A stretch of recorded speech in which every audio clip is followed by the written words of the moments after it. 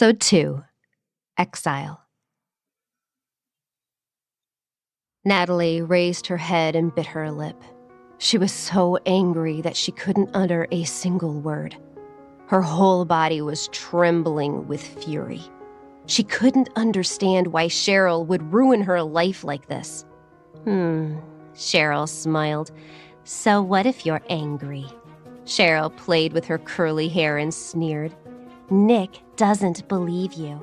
Your father doesn't believe you either. You can go abroad and live on your own. Natalie was furious.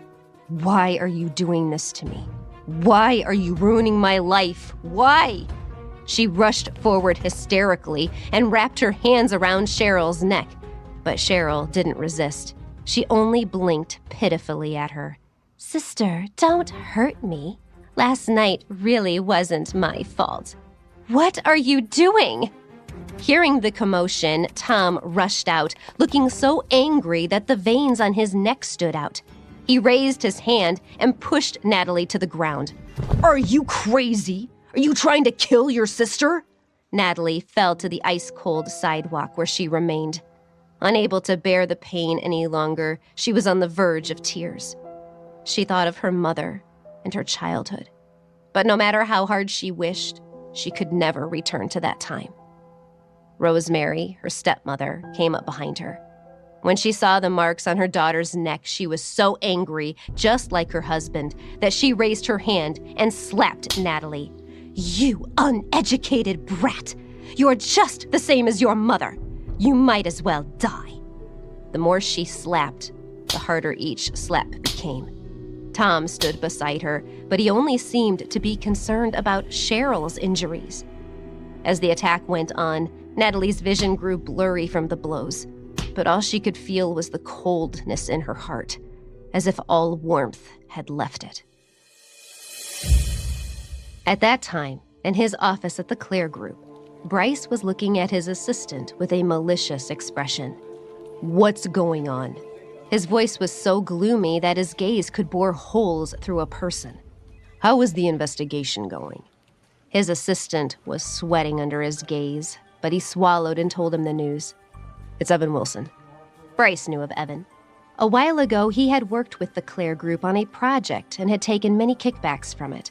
Bryce didn't like his way of handling things, so he had sent his men to destroy the Wilson family. Right now, the Wilsons were on the verge of bankruptcy and collapse. Evan bribed the hotel's waiter and drugged you.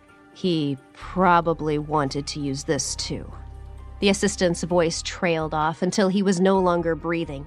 The situation was clear now. Evan was behind all of this. Bryce had never thought that something would go wrong and that he would have to completely deviate from his original plan. I checked. Evan booked a room in the hotel last night. The assistant looked up at him hesitantly, then looked down again. But you didn't use it. Bryce's expression suddenly changed, and he asked in a low voice, What do you mean? The assistant was confused. He could only look at his face and repeat hesitantly, You didn't use the room yesterday.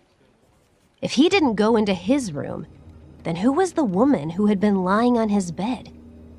In his mind, he saw broken images of her flushed cheeks and her body writhing beneath him. But what he remembered clearest were those cries of grief and heartbreaking pain. He suddenly remembered the crimson spots on the sheets that he had noticed before he left. The woman had been a virgin. Bryce's brows knit together. He told his assistant in a deep voice, Go check the identity of the woman who was in my room immediately. He wanted to know where she had come from. The assistant immediately hurried off to do as he had been told. But no matter how fast he moved, he wouldn't be able to find any useful information. The hotel's surveillance tapes had already been wiped by Cheryl.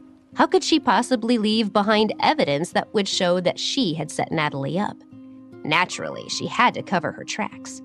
After doing this, she continued to pretend that she was innocent and gloated as she watched Natalie get kicked out of her house in a sorry state. Natalie didn't even stay a night before she was packed off and sent out of the country. She lugged her heavy luggage onto the plane. She had been exiled without knowing when she could return. full story is available at novelpalace.com. Click the link in the comment section to get it free.